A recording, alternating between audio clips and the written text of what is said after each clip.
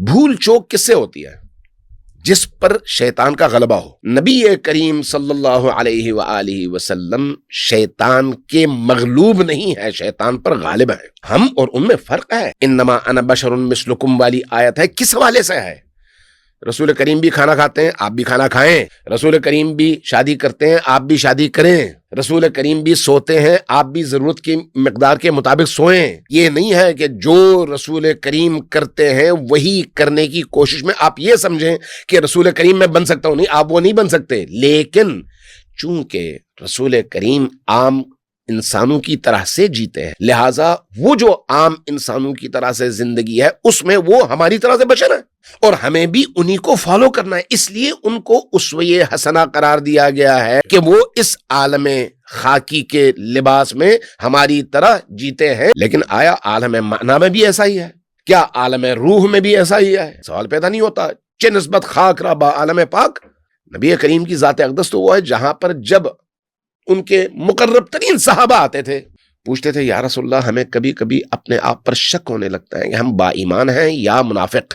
پوچھتے کیوں؟ صحابہ کہتے ہیں کہ یا رسول اللہ جب ہم آپ کی بارگاہ میں آتے ہیں ہماری دنیا بدل جاتی ہے، ہمارے اندر ایک نورانیت پیدا ہوتی ہے، ہم اس مادی دنیا سے بہت زیادہ اوپر اٹھ جاتے ہیں، اور ہمیں یہ دنیا اور اس عالم کی لذتیں بڑی پست اور حقیر لگنے لگتی ہیں۔ لیکن جب ہم آپ کی محفل سے اٹھتے ہیں اور باہر چلے جاتے ہیں تو پھر یہ کیفیت ختم ہو جاتی ہے، ہماری ترجیحات وہی ہو جاتی ہیں جو عام زندگی میں لوگوں کی ہوتی ہے۔ تو فرمایا کرتے کہ یہ میری محفل کا اثر ہے، جس محفل میں میں بیٹھتا ہوں وہاں کی نورانیت، جس نورانیت کا تعلق میری ذات سے، میری روح سے ہے۔ اگر اس ماحول سے نکل جاؤ گے تو ویسے ہی ہوگے جیسے تم ہو۔ اب عام زندگی میں بھی دیکھیں نا، آپ اپنے گھر میں اور مسجد میں فرق محسوس کرتے ہیں یا نہیں؟ بالکل فرق۔ کیا دیوار میں فرق ہے؟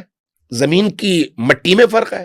ٹائلوں میں فرق ہے؟ نہیں، اس نبی ماحول میں فرق ہے۔ آپ جب مسجد نبوی میں جاتے ہیں تو اپنی روح میں کتنی تراوت اور روحانیت اور معنویت اور نورانیت محسوس کرتے ہیں۔ وجہ کیا؟ وہ دیوار میں چنے جانے والے پتھر ہیں؟ نہیں، وہ اللہ کا گھر ہے۔ اللہ سے منسوب اس گھر کی فضیلت یہ ہے کہ اس کے تقدس کی وجہ سے آپ کے اندر اتنی بڑی تبدیلی آتی ہے۔ نبی کریم بڑے ہیں یا خانہ کعبہ؟ خانہ کعبہ کو منسوب کیا گیا ہے، نبی کریم اس سے زیادہ بڑے ہیں۔